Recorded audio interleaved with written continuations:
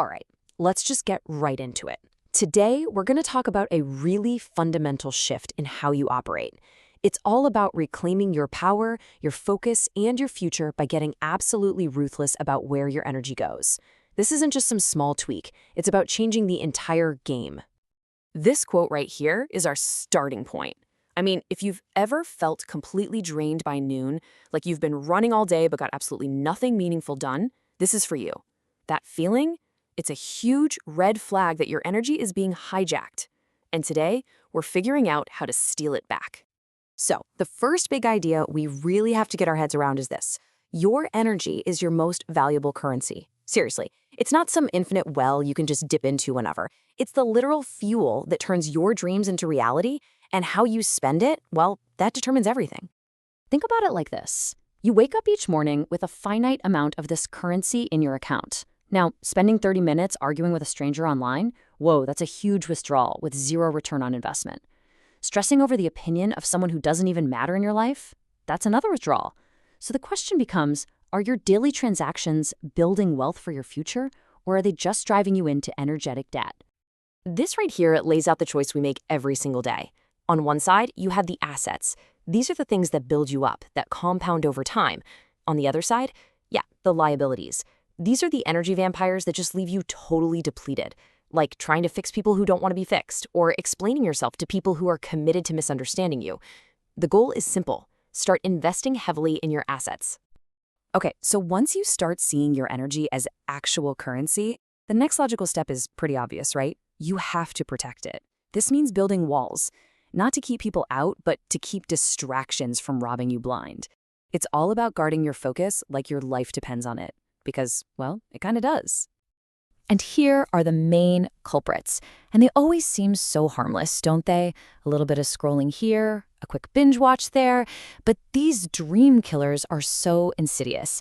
They just scatter your attention, they weaken your resolve, and before you know it, months have flown by with zero real progress. You have to remember, success doesn't happen to the easily distracted. So how do you actually fight back? It's a pretty simple 3-step process. First, you've got to be brutally honest with yourself. Audit your day. Where is your focus really going? Second, you have to be ruthless. Block the noise. Turn off the notifications. Delete the apps, whatever it takes. And third, and this is the most important part, you have to actively choose where your focus goes. See, focus isn't passive. It's a deliberate choice you make every single day. And this is where the power of no comes in. It's not selfish. It's survival. Every single time you say no to an invitation that doesn't align with your goals, or you walk away from a pointless argument, you're making a massive deposit into your self-respect account. You're telling yourself, my peace, my time, and my goals are valuable. All right, now that we've built the walls, we need to fire up the engine. And that engine runs on one thing and one thing only: internal validation. Relying on other people's approval is like trying to power your car with someone else's gas. You're always going to be at their mercy. Let's just pause on this for a second. I mean, really think about it. So often, we're looking for a round of applause from people who are too scared to even chase their own dreams, people who have settled for comfort over growth. Why on earth would you give them the power to greenlight your next move? You have to burn this into your brain. When someone tells you something is impossible or doubts you, they are almost always just projecting their own fears and their own limitations onto you. Their perception of what's possible has absolutely nothing to do with your potential. Your vision was given to you, not to them. So here's the bottom line. External validation is fickle. The applause comes and goes.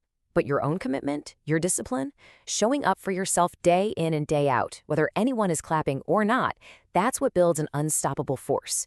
You validate yourself by putting in the work.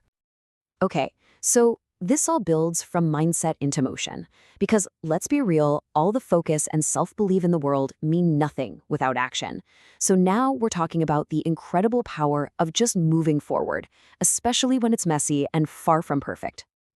This shows you the dangerous illusion of waiting for the perfect time. It's a total trap. It's just fear disguised as patience, trying to trick you into staying comfortable.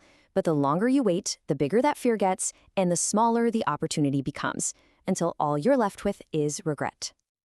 You don't wait for the doors to magically open, you start knocking on them. You don't wait for the stars to align, you create your own alignment through movement. That first imperfect step is the most powerful thing you can do because it creates momentum, and momentum is what absolutely demolishes fear and hesitation. So when you combine protected energy, internal validation, and consistent action, what do you get? You get the ultimate mindset shift. You stop being an employee in your own life and you finally step into the role you were always meant to have, the CEO.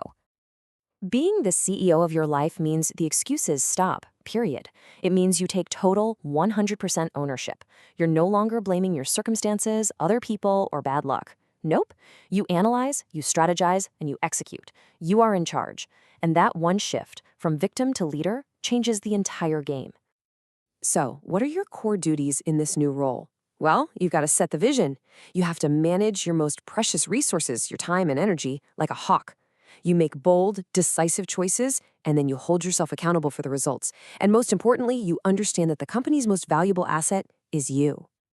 A great CEO knows that big success isn't built on one single home run. It's built in the small, daily disciplines. What you do consistently is what becomes who you are. We tend to overestimate what we can do in a day, but we drastically underestimate what we can achieve in a year just through small, consistent efforts. Your real value is in your reliability to yourself. And this really brings us to the ultimate responsibility. This isn't about owing anyone else anything. This is a debt you owe to your own potential. Every single day that you settle, you're robbing yourself of the life you could be living. You have a duty to fight for the highest version of yourself. So, that life you envision, the one filled with purpose and focus and real fulfillment, it's not going to come knocking on your door. It's out there, and it's waiting for you to chase it down and claim it. So the only question left is this: will you step up and be the CEO who makes it happen?